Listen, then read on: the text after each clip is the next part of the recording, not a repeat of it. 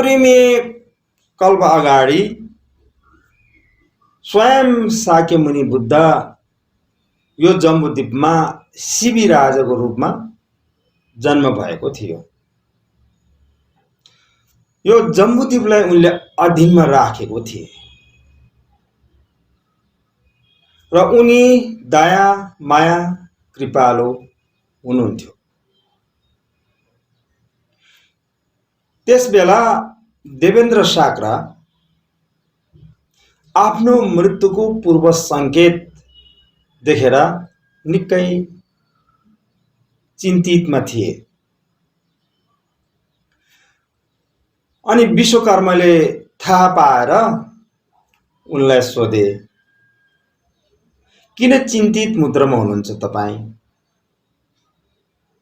किन शोकाकुलमा हुनुहुन्छ तपाईँ भनेर विश्वकर्माले सोधे। अनि देवेन्द्र साक्राले भन्छ, हेर्नु, यो संसारमा बोधिसत्व पनि छैन, बुद्ध पनि छैन, अब कसको शरणमा जाऊ म? त्यसैले म अत्यन्तै शोकाकुल छु, अत्यन्तै चिन्तित छु भनी अनि देवेन्द्र साक्राले भन्छ। अनि विश्वकर्माले उनलाई भन्छ, हेर्नुहोस्, चिन्ता लिनु पर्दैन, जम्बुद्वीपमा एकजना शिबी राजा छ। उनी भविष्यमा निश्चित रूपमा सम्बुद्ध हुनेछन्।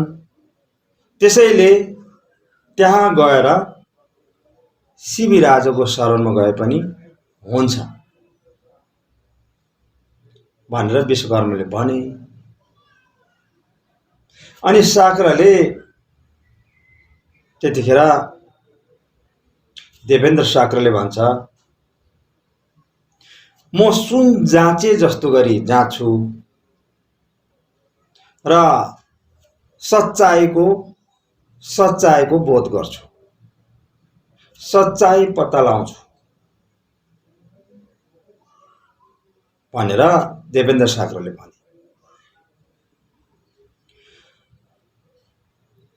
अब तिमी परेवाको रूप धारण गरेर अघि हिँड्नु, म बाज भएर पछि पछ्याउँदै आउँछु। अनि शिबी राजा कहाँ जाऊ भनी दुवैजना शिबी राजा कहाँ गए।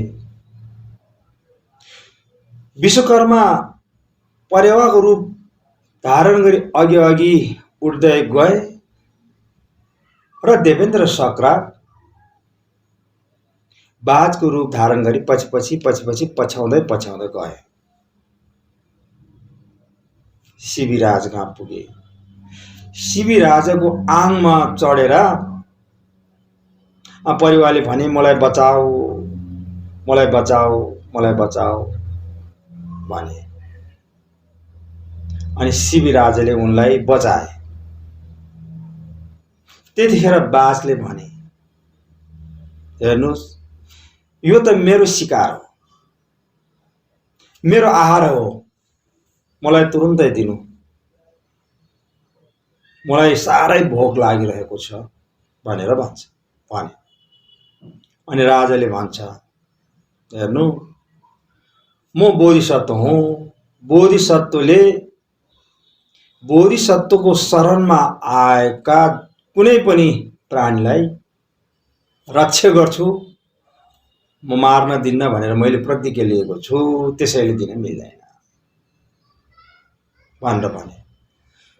उसो भए मेरो पनि त रक्षा गर्नु पर्यो, म पनि भोकले मर्न लागेको छु, म पनि त्यही भित्रको प्राणी होइन र भनेर बाजले भने। अनि राजाले फेरि जवाब दिन्छ, उसो भए म तिमीलाई मासु ल्याएर दिन्छु अरू कसैको मासु ल्याएर दिन्छु हुन्न, त्यो मासु खाऊ भनेर राजाले भन्छ। अनि बाजले फेरि भने मलाई ताजा ताजा मासु भए त हुन्छ, ताजा मासु भए त हुन्छ मलाई भनेर भने। फेरि राजाले यसो विचार गर्दा ताजा मासु पाउनको लागि त फेरि अर्को प्राणी हिंसा गर्नुपर्ने हुन्छ।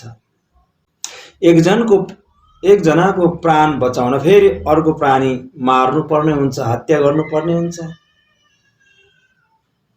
भन्ठानेर राजाले के निर्णय लिए भन्दा मेरो आफ्नै मासु काटेर दिन्छु भनी धारिलो हतियार ल्याएर आफ्नो फिलाको तिख्राको फिला काट्दै दिएर परेवालाई बचाए। राजाले परेवालाई बचाए। अनि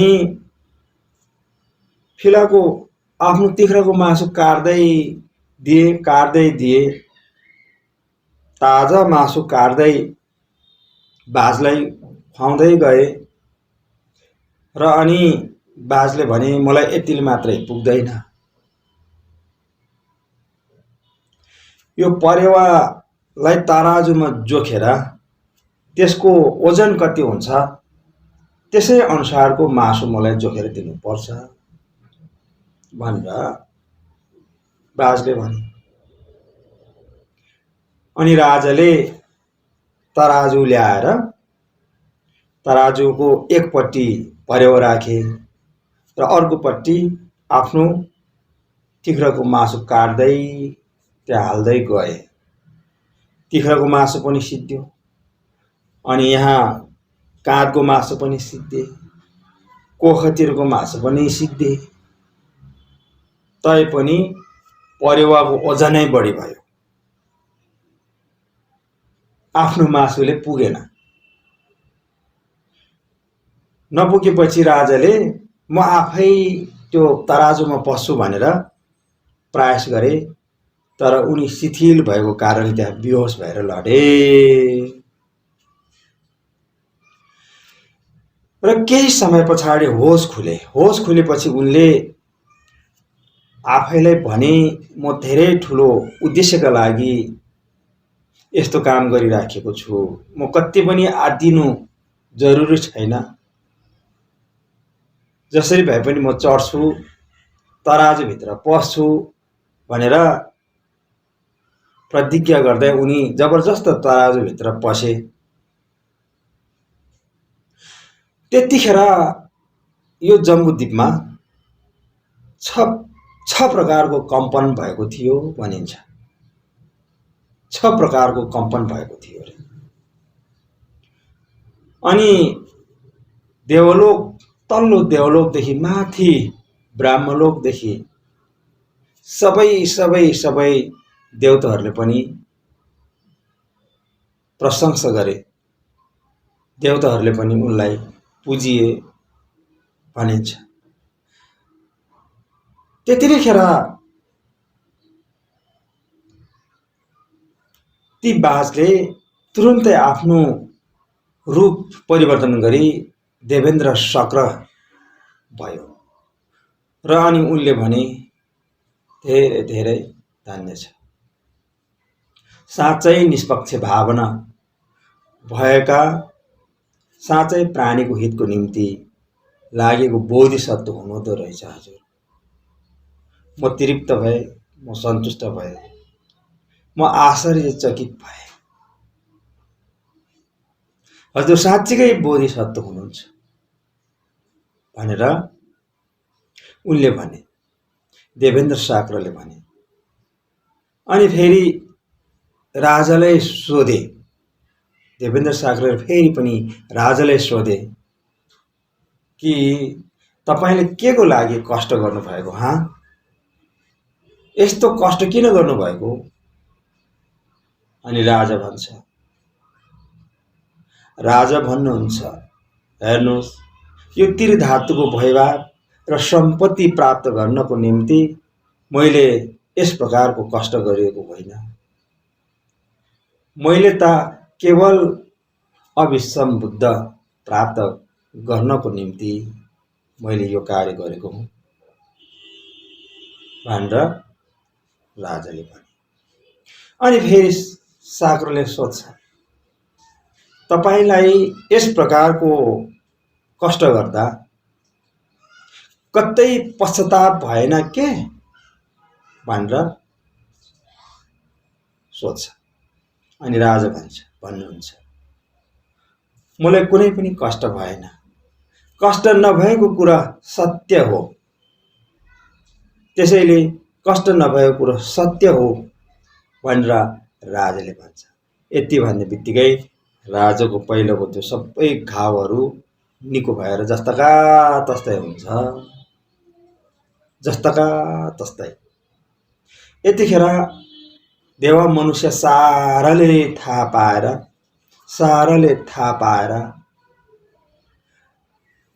राजाप्रति ठुलो श्रद्धा जागृत हुन्छ र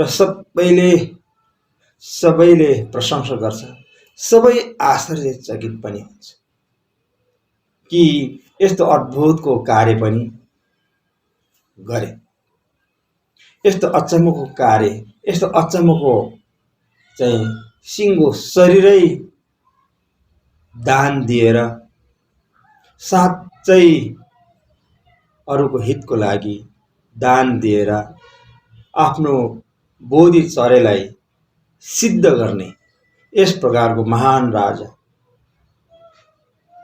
साँच्चै प्रशंसनीय छ, साँच्चै अद्भुत छ, आश्चर्य छ। यस प्रकार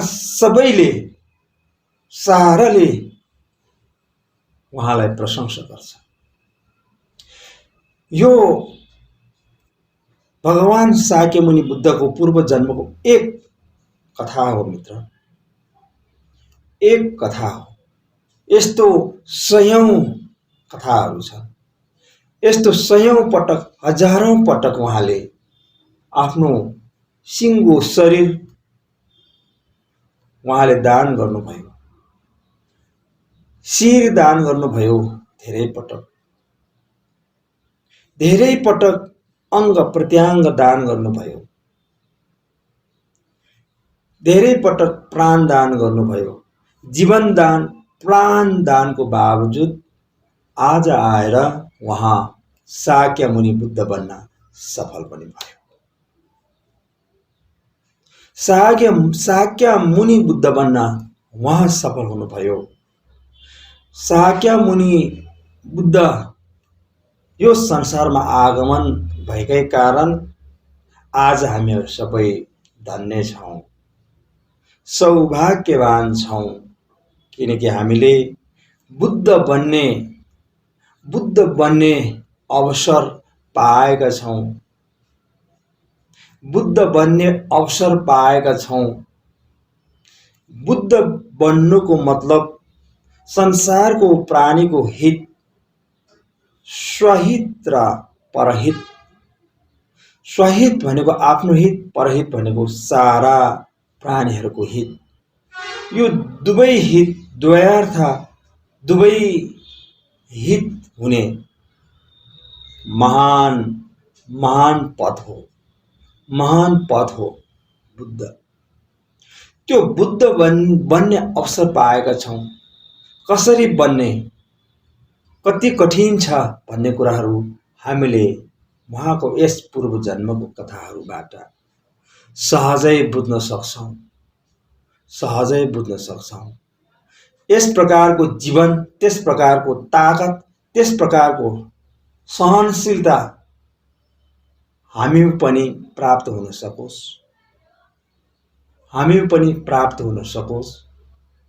किनकि परहितको लागि, पर कल्याणको लागि, सारा संसारकै प्राणीको उद्धारको निम्ति बुद्धको चर्या हामीले पनि अपनाउन सकोस् र भविष्यमा हामी पनि बुद्ध हुन सकोस्।